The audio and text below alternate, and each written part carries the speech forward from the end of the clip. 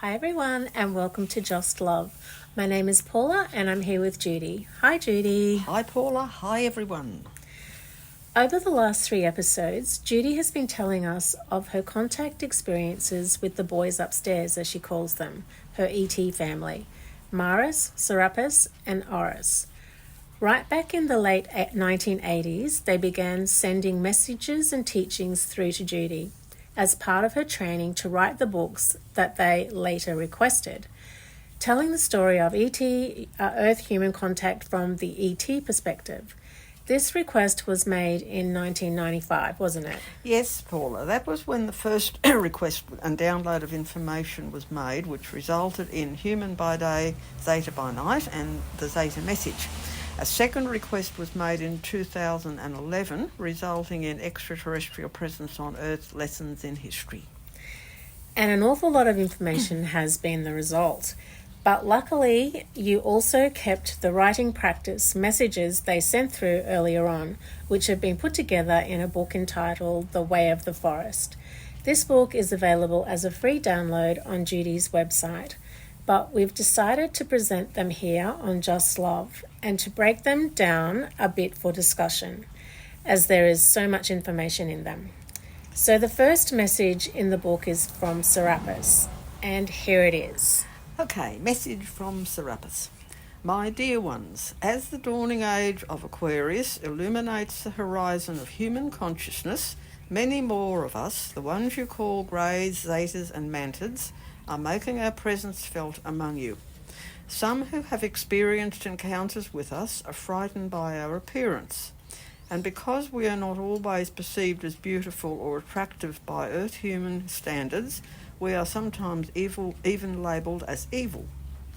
Those who see us in this way have yet to learn that physical form is nothing but an illusion, an outer mask, and that there are many, many others throughout the myriad planets, galaxies and dimensions of our universe who are quite different from yourselves in appearance, but who still aspire to godliness. Some of your fear also stems from the fact that we come among you as midwives to assist in the birthing of your consciousness into the new age. This birthing process involves freeing your minds from the limitations of earthbound third-dimensional reality to enable you to access the more expanded awareness of cosmic reality. But as you well know, the act of giving birth is rarely easy and is not a task to be undertaken alone and unaided. The next step in your evolutionary path involves expansion of your conscious awareness from level 1 to level 2 of the human ladder, of which my brother Maris will speak. In order for mind conscious awareness to expand in this way, the barriers and limitations of fear must be broken down. This process involves bringing all your fears from the past and present up to the conscious level of your mind so they can be faced full on, dealt with and purged from your psyche. These fears may be buried in the very deepest, darkest recesses of your subconscious mind and may therefore be issues of which you are not consciously aware, but they are there nonetheless, holding you back, limiting and blocking you from further spiritual evolution. Everything in the universe is energy, vibrating at infinite frequencies, and the vibrational frequency of your home world is being raised and refined from 4th to 5th world consciousness. This being the case, the energetic frequencies of those living in your world must be raised and refined accordingly. If this does not take place, the continuity of your existence here will not be possible. Even now, the lifespans of some are being cut short because of an incompatibility with planetary energies. Our appointed task is to assist you past the limitations imposed upon your minds by fear. This is the reason why so many of you have fear issues to do with our eyes, which can potentially act as mirrors to the human soul, reflecting back to you your own deepest insecurities, which need to be drawn to the surface in order for you to acknowledge and face them. As hard and unpleasant as this may seem, it is the only way out. Once you break through the fear barrier, the Satan within, You will find nothing but love on the other side, and love is but another name for God. As planet Earth ascends and expands into the Age of Aquarius, there are still too many among you who are ill-prepared and unready. There are ones who, in their search for truth, have been led astray down dark pathways of fear and confusion. These are the ones in greatest need at this time, but they are also the ones most likely to fall victim to false teachers and masters on your planet, who, driven by their own insecurities of ego and greed, rise up to take advantage of the neediness of younger souls, playing upon their fears, insecurities and superstitions in order to control and manipulate their minds. A truly spiritual teacher does not preach fear, hatred and judgment. Their words are simple, and their only message is pure, unconditional love and respect for all. Unconditional love expresses through compassion, patience and peace. It embraces all cultures, all religions, all languages and all nations with respect, tolerance and non-judgment, never ever elevating one over another or putting others down. The way of inner peace, simplicity and quietude is the only path to a deeper understanding of oneness. At oneness with self needs to be mastered before true unconditional love can truly be extended to others. If a human heart is not at peace within itself, then pure love cannot flow forth. By pure love we mean love that is untainted by neediness, possessiveness, ego or jealousy. This, my children, is most important for you to understand. It all begins within self. The people of Earth must learn to focus more upon the similarities rather than upon the differences between yourselves and others. You may think that we look very strange, frightening and alien, but truly we are not so very different from you. We also experience hope and fear, our times of joy and our times of sadness. Despite what some of you have been led to believe, we do understand emotion, but at a different energy frequency that is not readily perceptible by human senses. Not having the same musculature in our faces, we cannot physically express emotion as it is expressed on Earth. But this does not mean that we do not feel it. Just like you, we can laugh and we can cry. Your love and acceptance is important to us, as we hope our love is important to you. For it is only through love that the long and sometimes difficult journey we are all undertaking can ever be satisfactorily completed. Love is the only path that leads all of us home. Thanks, Judy. So Serapis begins his message saying, as the dawning age of Aquarius illuminates the horizon of human consciousness, many more of us, the ones you call Greys, Zetas and Mantids, are making our presence felt among you. This message from Serapis was received in the late 80s, and he refers to that time as the dawning age of Aquarius. There are a lot of different opinions about when the age of Aquarius starts and what will happen, but the general consensus in the spiritual community is that it will be a time of great harmony on Earth. It is the time of a great shift, a shift in consciousness. So I wanted to get your thoughts on what is the age of Aquarius, when is the age of Aquarius, and is the general consensus of a better world filled with love, peace and harmony because of help from the unseen? Okay, this message was given back around the time of the Harmonic Convergence in August of 1987. This event certainly did bring about an energy shift to assist those of humanity who are ready to start opening their conscious awareness to a deeper and more expanded understanding of oneness. This is a crux of what the planetary shift from fourth to fifth world consciousness is all about. What we need to understand is Earth plane humanity has been in darkness for thousands of years, divided by wars, racism and intolerance. So this process will not happen overnight. It began back then in 1987, but it's still ongoing and will continue over time. Earth human consciousness is generally bound by the 3D time factor, and this still applies. The shift is a long, slow process on the 3D version of planet Earth that we're experiencing at this time. It will not happen in a sudden flash.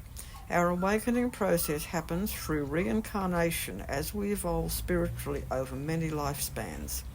Yes, assistance is being provided, and those who are ready are awakening, but the negative forces are doing everything in their power to maintain their control. So the harmonic convergence in August of 1987 was a planetary alignment that amplified spiritual energy. It was an energy shift to assist those of humanity who are ready to start opening their conscious awareness to a deeper and more expanded understanding of oneness. So a shift in consciousness. Now in 2024, we are feeling this shift in consciousness in so many ways.